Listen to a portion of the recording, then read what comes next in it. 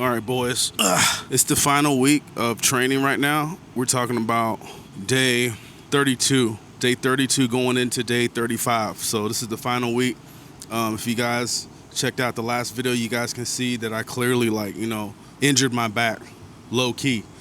So it was not like an injury where I'm like completely debilitated, and can't train at all.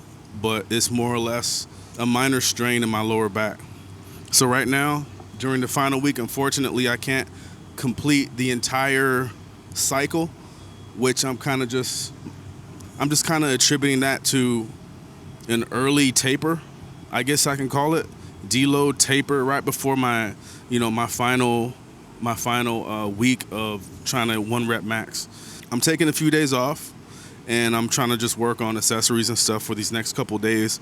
And I'm not really too down on it. I did hit the cycle pretty hard, and so the reason why I'm not depressed about it is because I know for a fact, like I pushed myself all the way to the limit. You know what I mean?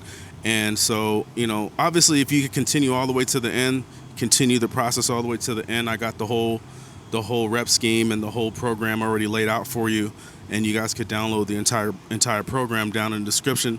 And so obviously finish it out, and then as you approach day 35, you start to taper, and then after the 2-day taper, you go into 3 days of 1 RMs.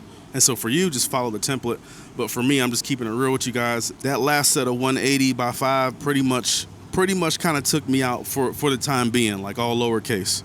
Like I said, right now, I'm just like kind of working through these next couple days. I'm hoping it's more of like an acute type of strain, which in fact, I've had acute strains before, and they last maybe 4 or 5 days, and I could pretty much get right back onto my 1 RM. And so basically just off these next couple days, man, I'm just gonna be playing it by ear. I'll be keeping you guys updated with videos, letting you know exactly what I did all the way down to the T and how I was able to actually finish the program itself. But as far as today, all I did was just a few back squats just to test out where I was, just to test out where the injury was at. How much load could I take on before I couldn't take the pain anymore? And as you can see, man, I only got up to like 225, and I couldn't take the pain in my lower back anymore. And then I lowered it back down to like 135, and I did a few with just the bar just to get some reps in there. And then I did some bench, did some shoulders, like I said, just general accessory stuff.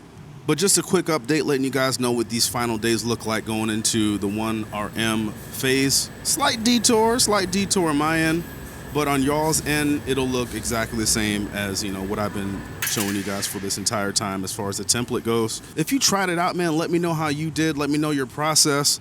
I do have a few other athletes in the gym that did go through this pretty much same workflow when it comes to the 5x5, but I have one athlete here that did it for pulling, for deadlifts.